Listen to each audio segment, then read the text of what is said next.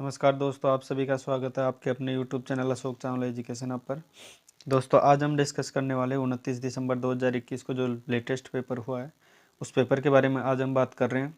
देखिए दोस्तों, कल मैंने बता दिया था कि थोड़ी समय की अव्यवस्था के कारण थोड़ा पेपर एक दिन डिले हुआ था, जिसके कारण मैंने कल शाम को ही 28 तारीख का पेपर अपलोड कर दिया था चैनल पर। और आज सुबह के जैसे मैंने बोला था कि सुबह में आपको जो पेपर शिफ्ट फर्स्ट होगी उससे पहले मैं ये अपलोड कर दूंगा। तो 29 का पेपर आज अपलोड कर रहा हूँ, थोड़ी समय की व्यवस्था कारण, जो मैंने बता दिया था पहले।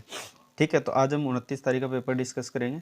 तो हमने पहले जो पेपर डिस्कस किया था, क्या वो ही पैटर्न रहा है या फिर कुछ थोड़ा चेंज हुआ, क्या नए प्रश्न देखने को आपको इसमें मिल रहे हैं, ठीक है, या क्या पेपर जो हमने रिवीजन पहले किया था क्या उसी में से कोई पेपर जो है जो क्वेश्चन है वो रिपीट हो रहे हैं। तो सभी पे हम बात करेंगे। ठीक है, तो इससे आपको नॉलेज हो जाएगा, आपकी जो आने वाली एग्ज़ाम है उसमें आपके लिए सपोर्टेबल रहेंगे। ठीक है, तो इसमें पहला क्वेश्चन की अगर हम बात करें तो कर्क रेखा से संबंधित इसमें राज्य पूछे गए हैं कि कर्क रेखा से संबंधित कौन कौन से राज्य हैं जो कर्क रेखा से टच में रहते हैं। तो वो भारत की अगर हम बात करें तो भारत के 8 राज्य इसमें टच में रहते हैं। तो इसमें सामान्य यही क्वेश्चन पूछा गया था कि कितने राज्य टच करते हैं। ठीक है, इसमें डिटेल में नहीं गया कि कौन कौन से हैं, लेकिन हो सकता है कि नेक्स्ट एग्जाम में आपसे पूछ लिया जाए कि कौन कौन से राज्य हैं, या फिर इसमें से ऐसा कौन सा राज्य है जो कर्क रेखा से टच नहीं होता है। तो किसी भी प्रकार से पूछ सकता है। तो आपको आगे की एग्ज़ाम के लिए अलर्ट रहना चाहिए, क्योंकि एग्ज़ाम में जो क्वेश्चन आ रहे हैं वो ज़्यादातर रिपीटेड क्वेश्चन, जैसे कि मैंने फर्स्ट पेपर में जिस दिन हुआ था उसी दिन मैंने कह दिया था कि क्वेश्चन ज़्यादा रिपीट होने वाले हैं। तो आप रिपीटेशन पे विशेष ध्यान रखें, पुराने पेपर का एनालिसिस करते रहे, क्योंकि उससे आपको बहुत ज़्यादा फ़ायदा मिलने वाला है। ठीक है, तो अगर आप हमारे चैनल पर नए हो तो ज़रूर जुड़ जाइए, क्योंकि हम ऐसे ही रोज़ पेपर का डिस्कशन करते हैं जिसमें आपको आगे प्रश्न ज़रूर देखने को मिलते हैं, क्योंकि क्वेश्चन बहुत ज़्यादा रिपीट हो रहे हैं। ठीक है, ये ऑनलाइन मोड है जो सीटेट ने फर्स्ट बार कंडक्ट करवाया है, इसलिए उनको ज़्यादा क्वेश्चन क्या है कि इधर उधर नहीं कर पा रहे हैं, इसलिए वो ज़्यादातर क्वेश्चनों को रिपीट कर रहे हैं। ठीक है, तो आपको इससे बहुत ज़्यादा फायदा होने वाला है। तो हम बात करते हैं इसमें कर्क रेखा से संबंधित, जैसे पहले गुजरात से, फिर राजस्थान, फिर एमपी, छत्तीसगढ़, झारखंड, पश्चिम बंगाल, ठीक है, और त्रिपुरा और मिजोरम साइड के राज्य हैं ये दो। ठीक है, तो ऐसे भी किसी भी प्रकार से पूछ सकता है, तो आपको आगे के लिए अलर्ट रहना चाहिए। तो ये 8 राज्य हैं जो कि कर्क रेखा से टच में रहते हैं। ठीक है, उसके बाद आगे देखिए एक हिंदी का क्वेश्चन हमारे पास आया कि चिंता का विशेषण क्या है। ठीक है, जो चिंता शब्द है उसका विशेषण है चिंतन। ठीक है, चिंता करना या फिर उसका चिंतन करना एक क्या है, विशेषण है चिंता का। ठीक है, अगला प्रश्न देखिए, ब्रह्मपुत्र नदी भारत के किस राज्य से प्रवेश करती है, यानी जो ब्रह्मपुत्र नदी है, ठीक है, उसका प्रवेश भारत में किस प्रकार से होता है, कहाँ से होता है, उसके बारे में पूछा गया है। तो अगर हम डायरेक्ट क्वेश्चन के आंसर की बात करें तो अरुणाचल प्रदेश ऑप्शन के अकॉर्डिंग, ठीक है, तो अरुणाचल प्रदेश से वो प्रवेश करते हैं। ठीक है, अब थोड़ी स्थिति हम जान लेते हैं। ठीक है, जैसे भारत में जैसे ये निकलती है ब्रह्मपुत्र, ये तिब्बत से प्रवेश करती है, तिब्बत से निकलती है। ठीक है, वहाँ पे इसको बोला जाता है सागो बोला जाता है। क्या बोला जाता है? सागो बोला जाता है। और ये ब्रह्मपुत्र जब भारत में जब प्रवेश करती है तो इसे ब्रह्मपुत्र कहा जाता है। ठीक है, अभी ये जब भारत में प्रवेश करने के बाद जब वापस निकलती है बांग्लादेश की तरफ, तब इसको जमुना कह दिया जाता है। वैसे ही गंगा भी जब प्रवेश करती है भारत में तब ये गंगा होती है, लेकिन गंगा जब भारत से निकलती है तब इसे पद्मा कह दिया जाता है। ठीक है, तो इसमें मतलब एक डायग्राम के माध्यम से अगर मैं बताऊं तो ये जब ये हिमालय से होकर जब ये ब्रह्मपुत्र आती है तो उसके बाद जब यहाँ बांग्लादेश में निकलती है, और गंगा भी जब यहाँ से निकलती है, ठीक है, तो ये दोनों आपस में मिल जाती है। ठीक है, आपस में यहाँ पर जब मिल जाती है तो ये दोनों का नाम मेघना हो जाता है। ठीक है, ये ध्यान रखें, यहाँ से जो होती है ये ब्रह्मपुत्र, पहले ये सागो होती है। ठीक है, जब तिब्बत से निकलती है, उसके बाद जब यहाँ भारत में प्रवेश करने के बाद ये ब्रह्मपुत्र, ठीक है, ब्रह्मपुत्र हो जाती है। ठीक है, और उसके बाद अगर यहाँ पे बात करें कि जब भारत से बाहर निकलती है तब ये हो जाती है, क्या हो जाती है, जमुना। तो ये भी ध्यान रखें, जमुना हो जाती है। और जब ये जमुना और गंगा, ठीक है, यहाँ पे गंगा जब निकल के यहाँ से बाहर निकलती है तो ये पद्मा हो जाती है। और पद्मा और जमुना यानी ब्रह्मपुत्र और गंगा दोनों मिलकर आगे क्या बन जाती है, यहाँ पे मेघना। तो ये विशेष ध्यान रखें, आगे हो सकता है इससे से प्रश्न बन जाए आपके लिए। ठीक है, आगे बात करते हैं बचपन में संज्ञा कौन सी है। ठीक है, जैसे बच्चा होता है तो बच्चा एक जातिवाचक संज्ञा है, और बचपन क्या है, एक भाव है। ठीक है, तो ये भाववाचक संज्ञा है। ठीक है, समीपस्थ विकास सिद्धांत देखिए दोस्तों, मैंने पिछले जितने भी वीडियो हमने किए हैं उसमें 3 से 4 बार ये रिपीट हो चुका है ये क्वेश्चन, और इसमें मैंने पहले भी कहा था समीपस्थ विकास सिद्धांत, बहुबुद्धि सिद्धांत, ठीक है। और चाहे जीन पियाजे ले लो आप, वाइगोत्स्की से संबंधित, चाहे जेडपीडी भी पूछ सकता है, ठीक है। तो इससे संबंधित आप ध्यान रखें, नोम चोम्स्की हो गया, इसका ध्यान रखें, ठीक है।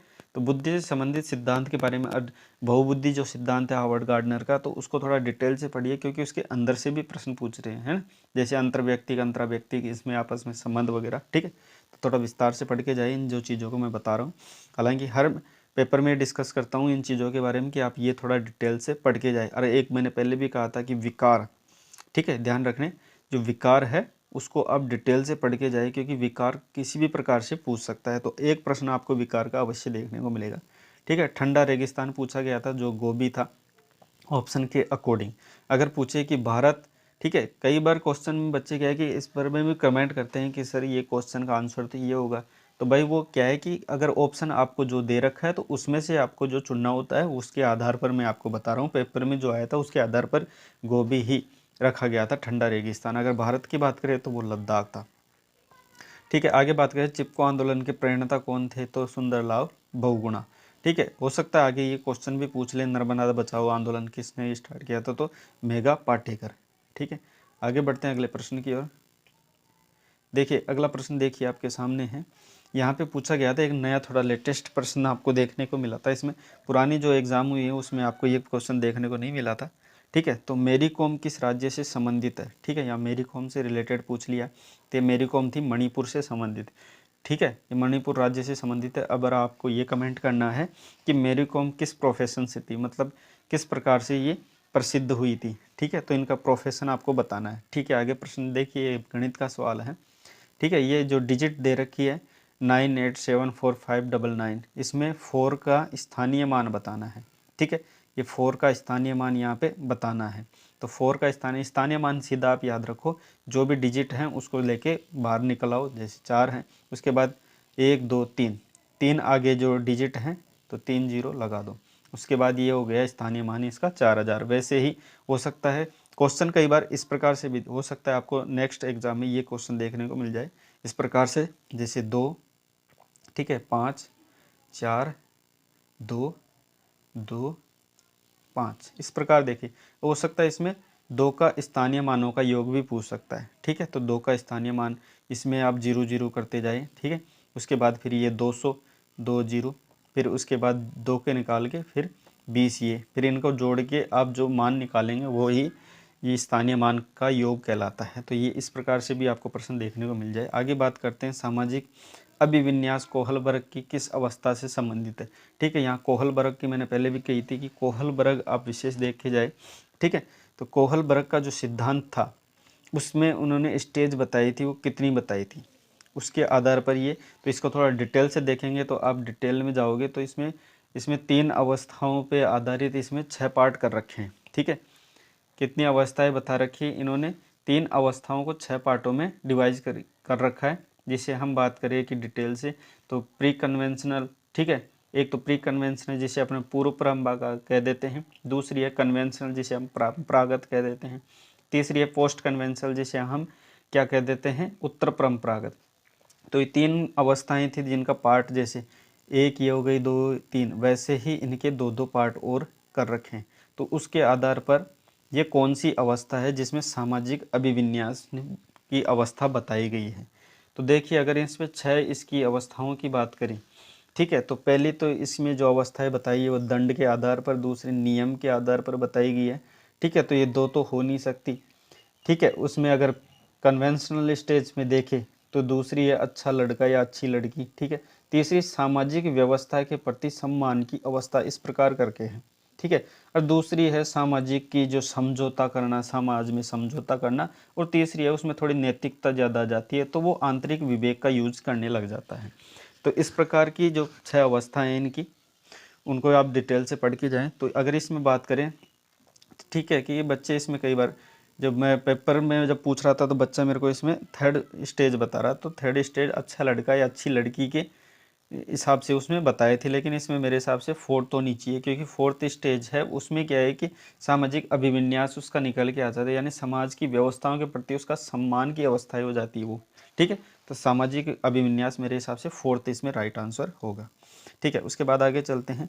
बहुबुद्धि सिद्धांत देखिए, मैंने अभी वीडियो स्टार्ट किया था तब भी बताया था। ठीक है, और पहले भी ये 3 बार पूछा जा चुका है, इस बार 4th बार पूछा गया है। ये ध्यान रखो कि हार्वर्ड गार्डनर का जो बहुबुद्धि सिद्धांत है इंपॉर्टेंट है, वेरी इंपॉर्टेंट है। आप विशेष इसको स्टार लगा के याद कर लीजिए, क्योंकि इसको आपको डिटेल से पढ़ के जाना है। ठीक है, उसके बाद देखिए स्वदेश का विलोम, ये हिंदी का प्रश्न है। स्वदेश का विलोम शब्द पूछा है, तो स्वदेश का ऑप्शन में देखना है आपको। स्वदेश में अगर विदेश आ रहा है तो विदेश करना है, और प्रदेश आ रहा है तो प्रदेश करना है। ये ऑप्शन के अकॉर्डिंग आपको आंसर देना है, दोनों विलोम है। ठीक है, आबू धाबी की थोड़ा नया प्रश्न देखना मिला है। ठीक है, लेवल थोड़ा हार्ड देखने को मिला था, मतलब पहले के तौर पर तो हो सकता है, इसमें ज़्यादा टेंशन लेने की जरूरत नहीं। अगर पेपर आपका ठीक है हार्ड आता है तो आपको उसमें भी फ़ायदा है। ठीक है, क्योंकि इस बार नॉर्मलाइजेशन हो रहा है, तो नॉर्मलाइजेशन से वो भी आपको फ़ायदा मिलेगा।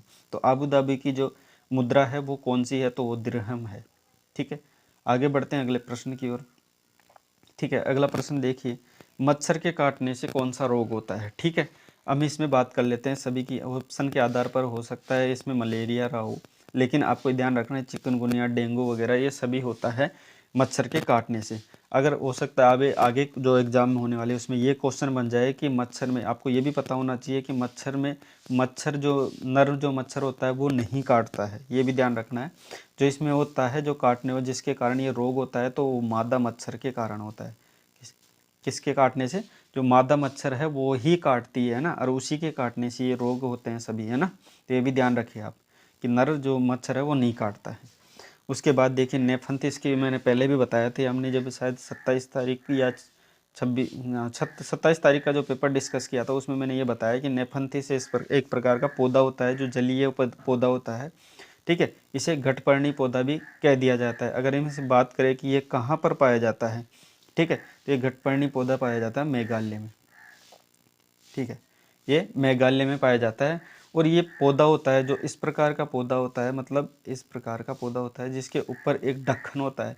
तो इसमें मतलब क्या होता है कि जो ये जलीय पौधा है, जब ये इसमें क्या है कि नाइट्रोजन की मात्रा बहुत ज़्यादा कम होती है। नाइट्रोजन की मात्रा कम होने के कारण ये जलीय कीड़े मकोड़ों का भक्षण करता है, जैसे मेंढक हो गया, चूहा हो गया, और कीट मकोड़े होते हैं उनका। जब ये इसके अंदर आ जाते हैं तो ये ढक्कन अपना बंद कर लेता है और ये इसी के अंदर मर जाते हैं। इनको खाकर ये नाइट्रोजन की मात्रा अपनी बढ़ाता है, क्योंकि इसमें नाइट्रोजन की मात्रा कम रहती है। अगर इसमें नाइट्रोजन की मात्रा नहीं होती तो जल्दी पौधा खराब हो जाता है। इसलिए इन चीज़ों का, कीट मकोड़ों का, जैसे कि मेंढक हो गया, ठीक है, चूहा हो गया, इत्यादि कीट मकोड़ों का ये भक्षण करता है, नाइट्रोजन की मात्रा बढ़ाता है। तो इसमें दोनों प्रकार से आप याद रखें कि नेफेंथिस जो पौधा है वो गठपर्णी पौधा है। कहाँ पाया जाता है, मेघालय में पाया जाता है। इस पौधे में कौन सी कमी होती है, तो इसमें नाइट्रोजन की कमी होती है, और ये कीटों का भक्षण करने वाला पौधा है, ये ध्यान रखें। ठीक है, सभी प्रकार के प्रश्न आपके सामने रखने का प्रयास कर रहा हूँ। हो सकता है आपको इस बार नया प्रश्न देखने को मिल जाए, तो सभी प्रकार से हम बात कर लेते हैं। इसमें विटामिन ए के रासायनिक नाम की बात की गई है। ठीक है, तो विटामिन ए का रासायनिक नाम रेटिनॉल होता है। ठीक है, रेटिनॉल होता है। अगर इसमें बात करें कि ये कमी के, देखिए इससे एक और क्वेश्चन ये बना था पिछली एग्जाम में, शायद आपने वीडियो नहीं देखा हो तो वीडियो आप ज़रूर देख लीजिए, क्योंकि आने वाली एग्जाम में आपको बहुत ज़्यादा फायदा होने वाला है, क्योंकि रिपीट बहुत ज़्यादा क्वेश्चन हो रहे हैं। ठीक है, इसमें जो क्वेश्चन पहले पूछा गया है कि इंसान, एक लड़की है उसको देखने में प्रॉब्लम हो रही है, तो उसमें कौन से विटामिन की कमी है, ये प्रकार से प्रश्न पूछा गया था। लैंग्वेज थोड़ी चेंज है, बाकी नाम डायरेक्ट इसमें विटामिन का पूछा था। तो विटामिन ए है, उसकी कमी से रोग, आपको पता है कि विटामिन ए की कमी से रोग होता है वो रतौंधी। ठीक है, रतौंधी रोग होता है। तो ये भी आप ध्यान रखें कि विटामिन ए की कमी से कौन सा रोग होता है, रतौंधी। ठीक है, उसमें बच्चों में देखने की या फिर मनुष्य में देखने की कमी उसमें आ जाती है। तो प्रश्न दोनों प्रकार से पूछा जाता है कि विटामिन ए की पूछा जा चुका है ना, ध्यान रखना। विटामिन ए की कमी से कौन सा रोग होता है, रतौंधी। ऐसी कौन सा विटामिन है जिसकी कमी के कारण बच्चे में दिखाई कम देता है, तो वो विटामिन ए है। उसके बाद प्रश्न ये भी पूछा गया है कि गाजर में कौन सा विटामिन होता है, तो उसमें विटामिन ए। आगे पूछ सकता है कि दूध में कौन सा विटामिन होता है, उसमें ए। अंडा हो गया, फल हो गया, इसमें विटामिन ए होता है। तो ये भी आप आसपास की बातें हैं, सभी ध्यान रखें। चलिए आगे बढ़ते हैं। भाषा अर्जन, ये तीसरी बार प्रश्न पूछा जा चुका है। ठीक है, थर्ड टाइम ये प्रश्न पूछा जा चुका है, भाषा अर्जन के विकास का सिद्धांत किसने दिया। तो भाषा की बात आती है वहाँ नोम चॉम्स्की की बात हम करेंगे। देखिए मैंने पहले भी कहा है, 3-4 ये विशेषता, 3-4 जो है, ठीक है, कोहलबर्ग हो गया, हार्वर्ड गार्डनर हो गया, नोम चॉम्स्की हो गया, जीन पियाजे हो गया, ठीक है, वाइगोत्स्की हो गया, है ना, और इसमें भी आप याद रखिए कि हावर्ड गार्डनर के बाद उसमें जेरोम ब्रूनर हो गया। तो कुछ बातें आप ध्यान रखें, ये जो विशेष हैं तो उनको पढ़ के जाएं। ठीक है, आगे बात करते हैं कौन सा कीट ग्रुप में नहीं होता। ठीक है, ये प्रश्न अभी पहली बार ही आया, हो सकता है इस बार रिपीट भी हो जाए।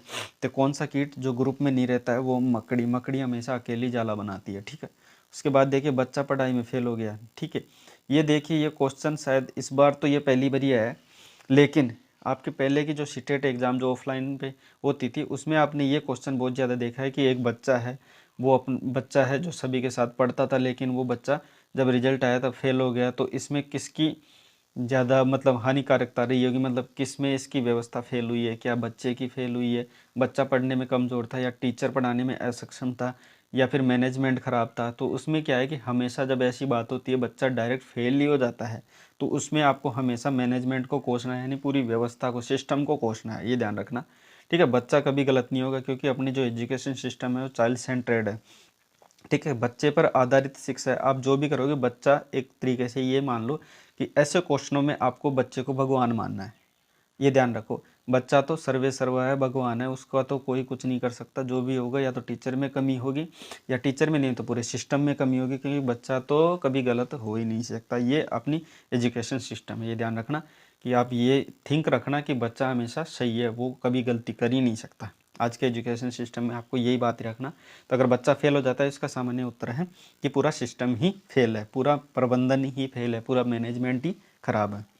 आगे बात करते हैं मधुबनी पेंटिंग की। देखिए ये क्वेश्चन मैंने भी पहले भी दो से तीन बार डिस्कस कर चुके हैं, ये मधुबनी पेंटिंग। ठीक है, बाकी पेंटिंगों के बारे में मैंने पिछले वीडियो में डिस्कस किया है, थोड़ा डिटेल से बताया कि कौन सी पेंटिंग कहाँ की है। ठीक है, तो हो सकता है कि उस वीडियो को अगर आपने देख लिया होगा तो आपको अच्छे से पता होगा कि कौन सी पेंटिंग कहाँ की है। ठीक है, आगे बात अगर मैं थोड़ी डिटेल्स और बताना चाहूँ तो इस वीडियो में पिथौरा है गुजरात की है, मधुबनी बिहार की है, कलमकारी है वो आंध्र प्रदेश की, और पट पूछा जा चुका है 2 बार, तो पट या पाट उड़ीसा की है। ठीक है, उसके बाद आगे बढ़ते हैं अगले प्रश्न की। आयरन की कमी से, ठीक है थोड़ा ऊपर कर लेता हूँ, दिख नहीं रहा होगा आपको। हाँ, अब बात करते हैं इसमें अगले प्रश्न की, जो कि आयरन की मात्रा सबसे ज़्यादा किस में होती है। ठीक है, आयरन की मात्रा पूछी है, तो आयरन की मात्रा सर्वाधिक किस में होती है? ऑप्शन के अकॉर्डिंग वहाँ पे पालक आया था। ठीक है, ये ध्यान रखना, पालक वहाँ पे आया था, तो पालक अपने को राइट मानना है। वैसे सर्वाधिक अगर हम बात करें तो मेथी में सर्वाधिक मात्रा होती है आयरन की। ठीक है, एक प्रश्न आया था चेराव नाच। ठीक है, चेराव नाच कहाँ का है? तो चेराव नाच मिजोरम का है। ठीक है, अगले प्रश्न पे आते हैं, जो कि थोड़ा अच्छा प्रश्न है, आपके एग्ज़ाम में बहुत ज़्यादा रिपीट होने वाला प्रश्न है, तो इस पर थोड़ा डिस्कस कर लेते हैं। इसमें क्वेश्चन ये बना था इस बार 29 तारीख को कि 17 से 18 घंटे सोने वाला जानवर कौन सा है। ठीक है, ये प्रश्न कई प्रकार से घुमा घुमा के पूछ रहा है, जिसमें स्लोथ नाम है। ठीक है, स्लोथ, इस जानवर का नाम है स्लोथ। ठीक है, अगर इसकी बात करें कि इसकी एज कितनी होती है, क्योंकि ये भी प्रश्न बन सकता है। एज होती है इसकी 40 से 45 वर्ष। ठीक है, इसका जीवन होता है वो 7 से 8 पेड़ों पर ही पूरा जीवन ये काट लेता है। अगर ये दिखने में कैसा हो तो ये भालू की तरह दिखता है। ठीक है, ये भी ध्यान रखिए कि ये भालू की तरह दिखता है। ठीक है, ठीक है। और दोस्तों आप कुछ जनजातियों को भी विशेष ध्यान रखें, कोई जनजातियां हैं उनको भी आप विशेष पढ़ के जाएं, क्योंकि जनजातियों से संबंधित भी प्रश्न पूछ रहे हैं। तो मैं यहाँ लिख देता हूँ कुछ जनजातियाँ जिनसे आपको पढ़ के जाना है, क्योंकि आगे एग्ज़ाम में आपको पूछ सकता है। ठीक है, ये थोड़ा, हाँ देखिए, ये हम बात करें एक भील जनजाति की। ठीक है, भील जनजाति है राजस्थान की। ठीक है, ये थोड़ा लिखने में सही नहीं, लिखने में। ठीक है, पहले बात करते हैं भील जनजाति की। तो ये जनजातियाँ विशेष देखे जाए। ठीक है, तो ये राजस्थान की जनजाति है। ठीक है, उसके बाद गोंड जनजाति है। ठीक है, गोंड जनजाति है, तो गोंड कहाँ की है? छत्तीसगढ़ की, छत्तीसगढ़। उसके बाद हम बात करें कि टोडा। ठीक है, ये दोस्तों ये ध्यान रखना, ये जो मैं जनजातियाँ लिखा रहा हूँ इसमें से प्रश्न अवश्य आपको देखने को मिलेंगे। अरे एक बात करेंगे हम क्या नेशनल पार्क की, क्योंकि नेशनल पार्क भी जैसे जिम कॉर्बेट है 4 बार 5 बार पूछ चुका है, फिर भी ये बाज नहीं आ रहा, मतलब रिपीट किया ही जा रहा है उस क्वेश्चन को, पता नहीं ऐसा क्या है। तो अगर हम बात करें कि टोडा जनजाति है, तो नीलगिरी की पहाड़ियों के आसपास पाई जाती है। ठीक है, नीलगिरी नीलगिरी, तो ये नीलगिरी के पास में पाई जाती है।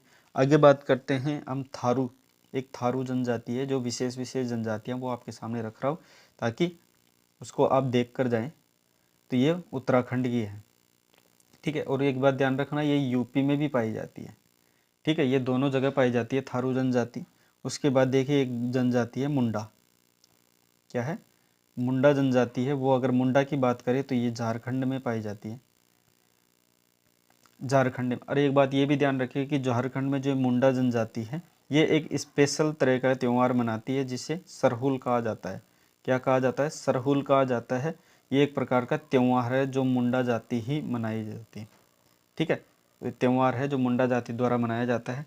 अगर हम बात करें और भी कोई स्पेशल अगर जनजाति है जिनके बारे में हम पढ़ना है तो एक ध्यान रखें आप संथाल का, ठीक है। एक संथाल जनजाति है, ठीक है, ये है झारखंड की, ठीक है। ये संथाल जनजाति है झारखंड की। और एक दो और देखते हैं, एक ज़्यादा प्रश्न जो सबसे ज़्यादा पूछा जा रहा है लेप्चा जनजाति, ठीक है। तो ये लेप्चा जनजाति कहाँ की है? तो ये सिक्किम की है, ठीक है। कहाँ की है? सिक्किम की। अगर एक और जनजाति है जो सिक्किम में पाई जाती है वो है बूटिया, ठीक है। इसे बूटिया या फिर बूटिया या फिर भुइया कहा जाता है। तो ये दोनों प्रकार से आपको प्रश्न देखने को मिलेंगे, ठीक है। और एक विशेष ध्यान रखिए आप पहाड़ियों पे विशेष, ये 2-3 पहाड़ियाँ है जैसे गारो, ठीक है, खासी और जयंती। ये 3 पहाड़ियाँ हैं, ये तीनों पहाड़ियाँ हैं आपको मेघालय में देखने को मिलेगी, ठीक है। ये तीनों पहाड़ियाँ जो आपको मेघालय में, इससे भी प्रश्न पूछा जा रहा है कि खासी जो पहाड़ी है वो कहाँ की है? तो वो मेघालय की। जयंती, गारो, खासी ये तीनों मेघालय की हैं, ठीक है दोस्तों। अगर हम बात करें इसमें थोड़ी आगे की, आपको उससे संबंधित कि नेशनल पार्क से संबंधित आपको कौन से नेशनल पार्क है जो, अगर हम डिटेल से बात करें कि नेशनल पार्क जो पूछे जा रहे हैं, बार बार रिपीट जो क्वेश्चन किए जा रहे हैं नेशनल पार्क के ऊपर, वो कौन से क्वेश्चन हैं उनके बारे में। तो सबसे पहले तो आपको ये ध्यान रखना है कि जो नेशनल पार्क है वो टोटल कितने हैं? 105 नेशनल पार्क है। कितने हैं? 105 नेशनल पार्क है, ठीक है। तो नेशनल पार्क में देखिए टोटल नेशनल 105 से, पहले 103 थे लेकिन 2 अभी नए बनाए गए थे असम के अंतर्गत, इसलिए 105 है टोटल अभी। उसके बाद हम बात करें कि जो ज़्यादा पूछे जा रहे हैं, जो ज़्यादा रिपीट हो रहे हैं, वो क्वेश्चन कौन कौन से हैं जो कि नेशनल पार्क है ना, ठीक है। तो नेशनल पार्क से जो पूछे जा रहे हैं वो प्रश्न देख लेते हैं। सबसे पहले तो हम बात करते हैं जिम कॉर्बेट की, ठीक है।